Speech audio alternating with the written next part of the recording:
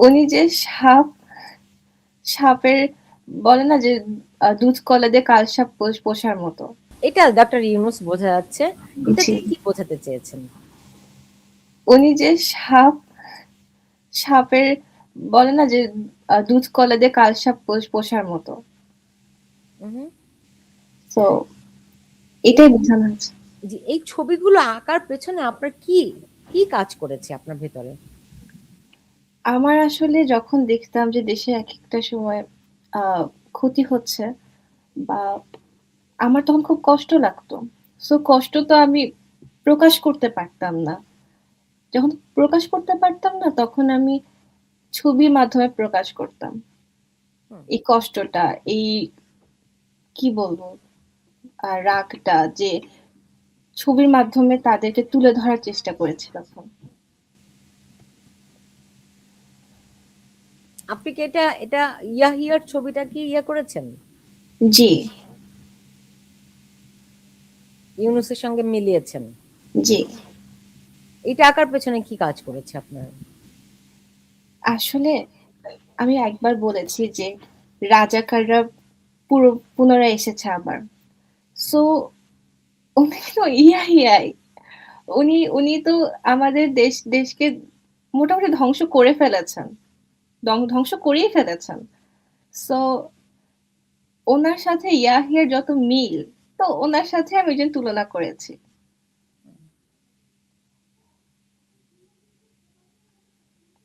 হ্যাঁ, রানা শিকদার কিছু বলবেন এই কার্টুনগুলো নিয়ে? বিষয়টা হচ্ছে কি আপনার কার্টুন গুলো বা চিত্রগুলো হলো বাস্তব বাংলাদেশের যে বাস্তব চিত্রগুলো বা এদের যে চরিত্রগুলো সেই চরিত্রগুলো ফুটে তোলা হয়েছে। আপনি খেয়াল করলে দেখবেন যে এরা তো রাক্ষসে পরিণত হয়েছে। এরা তো বাংলাদেশের নিরীহ মানুষের রক্ত চুষে খাচ্ছে, কারো ঘর বাড়ি দখল দিয়ে খাচ্ছে, কারো জীবন শেষ করে দিচ্ছে। এরা রাক্ষস। এই এটা তো এরা তো রাক্ষস। মানে এই ছবিগুলো আপনার বাস্তব যে দিকগুলো বাংলাদেশের যে প্রেক্ষাপট সেগুলোই আমি মনে করি তুলে ধরা হয়েছে। এবং এদের পরিণত ওই ছবি যে ছবির মতন ওই বললো না শেষ বয়সে জুতোর বাড়ি বা এই অবস্থা হবে, এদের পরিণত শেষ বয়সে নাই, খুব তাড়াতাড়ি এদের পরিণত এরকম হবে। আর এরা তো এই দেশটাকে ধ্বংস নিয়ে খেলা নিয়ে নামছে মাঠে। ধ্বংসের হাত থেকে আমাদের বাঁচাতে হবে। আর এগুলো হলো আপনার বাস্তব যে চরিত্র সেইগুলোই তুলে তুলে ধরা হয়েছে আপু।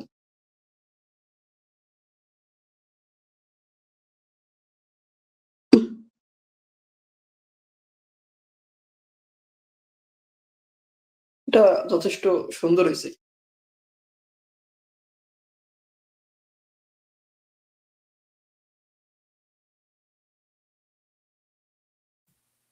জেসিনা আমার কথা শুনতে পাচ্ছেন? জি, শুনতে পাচ্ছি। জি, আপনি বঙ্গবন্ধুর এই ছবিটি কেন এঁকেছেন? এটি আসলে আমি উনার জন্মদিন উপলক্ষে করেছিলাম আ আগের বছর। আমি ওই সময় দেশে ছিলাম না। দেশের জন্য মন কাঁদছিল। তো তখন বসে থেকে এই ছবিটা এঁকেছিলাম আমি। কি বঙ্গবন্ধুকে কি মনে হয় আপনার? বঙ্গবন্ধু জাস্ট উনি আমার আইডল। উনি উনি আমাদের নেতা। আমাদের দেশ উনি স্বাধীনতার জন্য উনি চেষ্টা করেছেন এবং উনি জেল খেটেছেন। আমরা বাঙালিরা সেটা বুঝিনি। আমরা ওনার অবদান আমরা বুঝিনি। আমরা আ টেক্সট বুকে পড়েছি ওনাকে নিয়ে। তবে ওনাকে আমরা উপলব্ধি করতে পারিনি কোনদিনই। আমরা শুধু মুখস্থ করে গিয়েছি কিন্তু আমাদের যে পরীক্ষার খাতায় লিখে এসেছি, পেজের পর পেজ লিখে এসেছি কিন্তু আমাদের মাথায় কিছুই নেই। কারণ আমরা তো মার্কস চেয়েছিলাম। আমরা তো জ্ঞান চাইনি। আর অনেকে আছে যারা মন থেকে পড়েছে এবং এটার জ্ঞানটা উপলব্ধি করেছেন। কিন্তু অনেকেই বেশিরভাগ সংখ্যাই করেনি।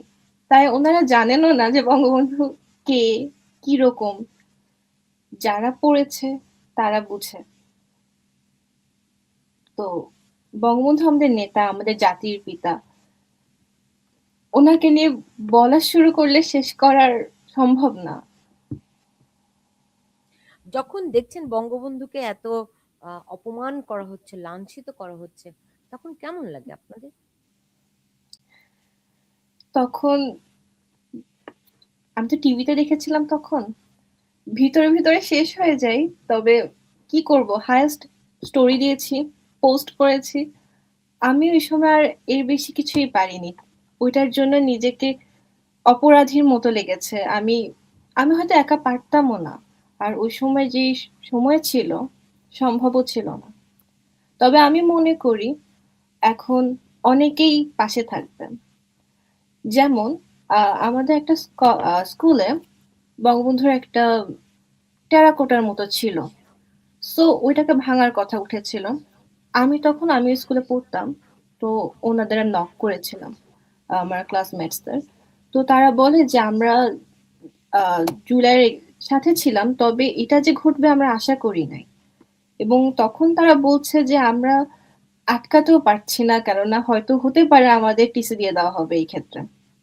আবার হতে পারে আমাদের এক কোন মানে এক ঘরোয়া করে ফেলা হবে। এই ভয়েও তারা কেউ কিছু বলতে পারেনি। তো তারাও কষ্ট পেয়েছে এবং এটা জাস্ট পরপরই হয়তো ১-২ দিনের মধ্যে ৫ই আগস্টের ১-২ দিনের মধ্যেই। তবে কিছু করা যায়নি। হুম। রানা সিকদার, আমি না বঙ্গবন্ধুর কথা ভাবলে আমি এত ভালোবাসি যে আমার চোখে পানি চলে আসে, যে আমি ৩-৪ রাত ঘুমাতে পারিনি এই সমস্ত দৃশ্য দেখে এত দূরে বসে। রানা সিকদার, কেমন লেগেছিল?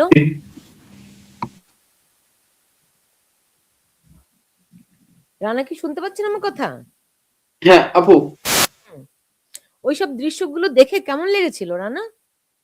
বিষয়টা হচ্ছে যে 5ই আগস্টের পরবর্তী থেকেই তো আমরা খুব যেতাম আমার বাড়ি গোপালগঞ্জ। মানে আমরা তো সর্বোচ্চ ক্ষতিগ্রস্ত, আমলা মামলা শিকার। তা বঙ্গবন্ধুর 5ই আগস্টের পরবর্তী থেকে শুরু করে আমাদের গোপালগঞ্জ, আমরা বঙ্গবন্ধু তো দূরের বিষয়, বঙ্গবন্ধুর নিয়ে কোনো মন্তব্য পর্যন্ত করতে দেইনি। আমি একটু 5ই আগস্টে আমাদের গোপালগঞ্জের চিত্রটা ধরে রাখি, তারপর আমি বঙ্গবন্ধুতে যাই। তাহলে আপনি বঙ্গবন্ধুর প্রতি আমাদের কি ভালোবাসা বা আমাদের কি ত্যাগ একটা বুঝতে পারবেন। 5ই আগস্টের যখন দুপুর বিকেল, চারিদিকে যখন থমথমে, চারিদিকে যখন অন্ধকার, স্বজন হারানোর আর্তনাদ, কান্নার আহাজারি, যে যার জীবন বাঁচাতে ব্যস্ত বা মানুষের ঘর বাড়ি জ্বালিয়ে পুড়িয়ে দিচ্ছে, ঠিক তখনই সেই মুহূর্তে আপা যখন তার নিরাপদ স্থানে গিয়ে পৌঁছালো, আমাদের দ্বারা মেসেজ আসলো আপা নিরাপদ। আমরা ঠিক সেই মুহূর্তে 6টায় আমরা যার যা কিছু আছে তাই নিয়ে বেরিয়ে পড়ি। এবং সারা বাংলাদেশ যখন 63 জেলা নিশ্চুপ, কারো কোনো কথা নাই, চারিদিকে সবাই ধরেই নিছিল যে হয়তো আওয়ামী লীগ শেষ, শেখ হাসিনা শেষ, আর ফিরে আসা সম্ভব নয়, তখন ঠিকই গোপালগঞ্জ কিন্তু আশার আলো নিয়ে সেই 6টায় মিছিল বাইর করে শেখ হাসিনা নিরাপদে, যার যা কিছু আছে আমরা মাইকিং নিয়ে কিন্তু বাড়ি করি, মিছিল বাইর করি। মিছিল বাইর করে কিন্তু আমরা প্রতিবাদ প্রতিরোধ গড়ে তুলি। আমাদের মনে তখন মানে কষ্ট থেকে প্রতিশোধ, প্রতিশোধের আগুন বেশি জ্বলতেছিল, যে আমরা এটা মাইনে নিতে পারিনি। মানে কে কিভাবে মেনে নিয়েছে আমরা জানি না, কিন্তু আমরা গোপালগঞ্জের যারা আছি আমরা এটা স্বাভাবিকভাবে এখনো মাইনে নিতে পারতেছি না। আমাদের কাছে এটা এখনো স্বপ্ন। আমরা চাচ্ছিলাম যে আমরা যুদ্ধ করবো, আমরা 3ই আগস্ট আমরা প্রস্তুতি নিচ্ছি, গোপালগঞ্জের দল মত নির্বিশেষে, যুবক বৃদ্ধ বয়স্ক আমরা সবাই ঢাকা যাব। নেত্রী, একমাত্র নেত্রীর অনুরোধে, নেত্রীর মানা করার কারণে আমরা কিন্তু ঢাকা যাইনি। কারণ নেত্রী জানতো যে গোপালগঞ্জবাসী যদি জানে, হয় তারা থাকবে না আমরা থাকবো। এখন এই কারণে আমরা যাইনি। সেই বঙ্গবন্ধু কে নিয়ে আপনার বিরূপ মন্তব্য, বঙ্গবন্ধুকে লাঞ্ছিত, এগুলো তো আমাদের হৃদয় রক্তক্ষরণ হয়। এগুলো আমরা তো আমাদের হৃদয় রক্তক্ষরণ তো আমরা কাউকে বোঝাইতে পারি না। আমাদের যে কি কষ্ট হয়, আমরা প্রতিনিয়ত আমাদের গোপালগঞ্জ নিয়ে বাজে মন্তব্য, বঙ্গবন্ধুর সমাধি থাকবে না, এই দেশে বঙ্গবন্ধুর চিহ্ন থাকবে না, এই দেশে বঙ্গবন্ধু তার শেখ পরিবারের কোনো নাম নিশানা থাকবে না, এগুলো আমরা স্বাভাবিকভাবে মেনে নিতে পারি না। তারা হয়তো স্বাভাবিকভাবে প্রতিহিংসা বা অনেকে অনেকভাবে কথাগুলো বলে, কিন্তু আমাদের এগুলো ডাইরেক্ট বুকে এসে হৃদয় রক্তক্ষরণ হয় আপু। আমরা আমাদের জীবন, আমরা আমাদের জীবন দিয়ে সেটা প্রমাণ করছি 16ই জুলাই। আমরা আমাদের কথা রাখছি বলতে কি, আমরা বলছি যে আমাদের জীবন থাকতে, গোপালগঞ্জবাসী যদি বাইচে থাকতে এই গোপালগঞ্জবাসীতে বঙ্গবন্ধুর অপমান হয় বা শেখ হাসিনার অপমান হয়, আমরা এমন কিছু মেনে নেব না। ঠিকই আমরা আমাদের কথা রাখি, আমরা 5-6 জন ভাইকে আমরা সেদিন হারাইছি, শত শত মানুষ আহত হয়েছে, গুলিবিদ্ধ হয়েছে, অনেকে এখনো নিখোঁজ। আমাদের কাছে বঙ্গবন্ধু একটা আবেগ, একটা ভালোবাসা।